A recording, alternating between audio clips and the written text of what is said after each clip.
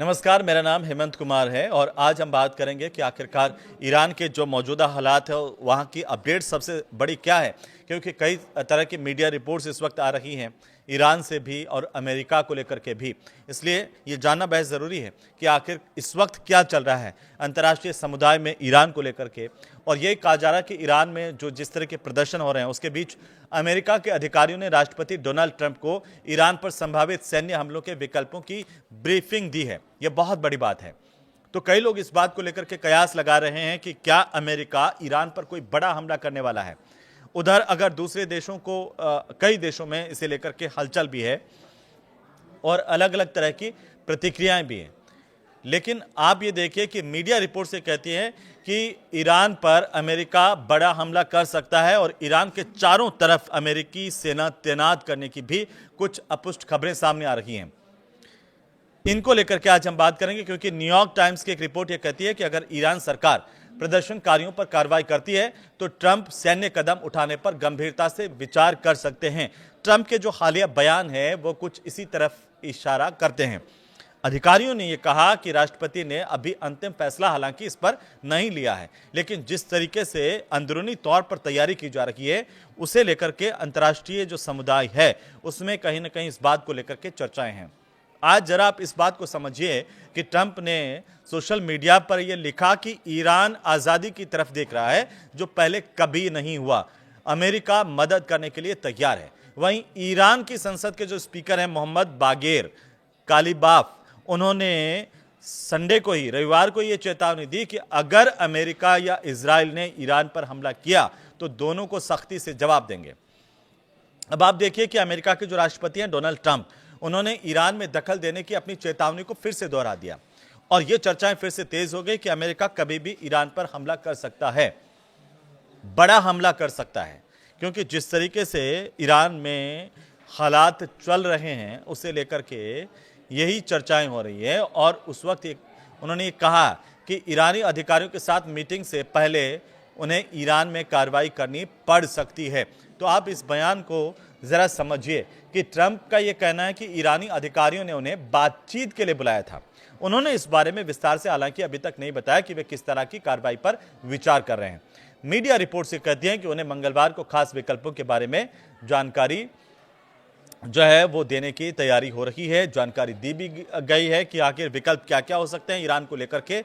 इस बात पर मंथन हो रहा है व्हाइट हाउस में। इसी बीच एक अमेरिकी ऑब्जर्वर ग्रुप का यह कहना है कि 28 दिसंबर से ईरान में हो रहे प्रदर्शनों में 500 से ज्यादा लोगों की अब तक मौत हुई है। आपने ईरान में जिस तरीके से प्रदर्शन हो रहे हैं, जेनजीज की बात कर लीजिए या फिर तमाम जो सरकार विरोधी नारेबाजी हो रही है, जगह जगह प्रदर्शनों का सिलसिला देखा जा रहा है, आगजनी देखी जा रही है, उस बात को भी हम सब ने देखा है। ट्रंप ने प्रदर्शनकारियों के मारे जाने पर ईरान में दखल देने की जब धमकी दी और उसके बाद से ये चर्चाएं हो रही थी। और इस पर जब ट्रंप से ये पूछा गया कि क्या ईरान ने रेड लाइन को पार कर दिया, तो उन्होंने ये कहा कि लग रहा है कि वे ऐसा कर रहे हैं। उन्होंने अपने विकल्प जो है वो तैयार रखे हैं।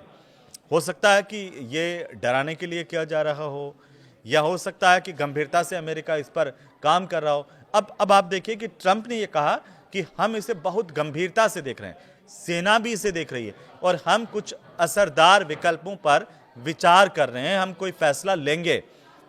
इसी बीच राजधानी तेहरान के बाहरी इलाकों से ये खबरें आने लगी कि एक अस्थायी मुर्दाघर का वीडियो भी सामने आया, जहां पर लोग अपने प्रियजनों को ढूंढने के लिए आए थे। और यहां पर काफ़ी सारी जो मीडिया रिपोर्ट से कहती हैं कि 180 के करीब सफ़ेद कफन जो है वो उसके आसपास के, उससे ज़्यादा भी बहुत सारे सफ़ेद कफन जो है वो सामने आए, उनकी तस्वीरें भी आई और कई लोगों ने वहाँ पर इसे देखा भी। ईरान में फैली इस हिंसा के बीच में सरकार अपने लोगों को भी दफना रही है, इस तरह की बातें भी सामने आ रही है। ईरानी सरकारी जो टीवी है उसके मुताबिक अगर हम बात करें तो देश में कम से कम 10 प्रांतों में भीड़ ने सुरक्षा बलों और आम लोगों के ताबूतों को कंधा दिया है। तो आप इन प्रदर्शनों के बीच में देखिए कि कितना बड़ा एक नुकसान जो है वो हुआ है। ईरान इन मौतों के लिए अमेरिका और इजराइल को दोषी ठहरा सकता है और सरकार ने ईरान के लोगों से सड़कों पर आकर अपना समर्थन दिखाने के लिए कहा है। कई जानकार ये मानते हैं, चश्मदीदों के मुताबिक, कि ईरान में जो सरकार विरोधी प्रदर्शन इतने व्यापक हुए हैं जो क्रांति के बाद 47 साल के इतिहास में कभी नहीं देखे गए इस तरह के प्रदर्शन, जिस तरीके से अभी इस वक्त ईरान में हालिया दिनों में जैसे प्रदर्शन देखने को मिले हैं और जैसे ही देश भर के शहरों में लोग सड़कों पर उतर आए, अमेरिकी राष्ट्रपति डोनाल्ड ट्रंप ने यह चेतावनी दी कि अगर प्रदर्शनकारियों को मारा जाता है तो वह जोरदार हमला करेंगे। इसी को लेकर के अंतर्राष्ट्रीय समुदाय में चर्चाएं तेज हो गई कि अमेरिका कभी भी हमला कर सकता है। एक बड़े हमले की तैयारी क्या हो रही है। अब ट्रंप ने यह कहा कि वहीं चोट देंगे जहां सबसे ज्यादा दर्द होगा। आप इस बयान को समझिए। ट्रंप ने यह भी कहा कि अमेरिका ईरानी शासन का विरोध करने वालों की मदद करने के लिए तैयार है। ईरानी अधिकारियों ने इसके जवाब देते हुए यह कहा कि अगर ऐसा होगा तो वो क्षेत्र में अमेरिकी सहयोगियों और इसके हितों पर हमला करेंगे। तो ईरान के ये विरोध प्रदर्शन आखिरकार बाकी विरोध प्रदर्शनों के इस बार अलग कैसे हैं, इसे भी जरा समझिए। और इन विद्रोहों पर ईरान की सरकार की प्रतिक्रिया देश में हुए पिछले प्रदर्शनों से आखिर अलग कितनी है, इसे समझने की जरूरत है। क्योंकि ईरान की राजधानी तेहरान में सरकार के समर्थन में हजारों लोग सड़कों पर उतरे। राज्य टीवी पर इसका प्रसारण किया गया। अब देखिए, सरकार के खिलाफ जैसे प्रदर्शन हो रहे थे, सरकार के समर्थन में भी ये ईरानी टीवी पर इसका लाइव प्रसारण भी किया गया कि सरकार के समर्थन में हजारों लोग सड़कों पर आए हैं। और इसी बीच ईरान के जो विदेश मंत्री हैं अब्बास अरागची, उन्होंने ये दावा किया कि हिंसा के बाद देश में स्थितियां पूरी तरह से कंट्रोल में है, नियंत्रण में है। ईरान की राजधानी तेहरान में सोमवार को सरकार के समर्थन में काफी बड़े पैमाने पर प्रदर्शन देखने को मिले। ईरानी सरकारी टेलीविजन की तरफ से राजधानी के इंगलाब स्क्वायर की तरफ उमड़ती भीड़ की तस्वीरें प्रसारित की गई ताकि अंतर्राष्ट्रीय समुदाय में एक संदेश दिया जाए कि ईरान में सब कुछ ठीक है, लोग सरकार के समर्थन में हैं।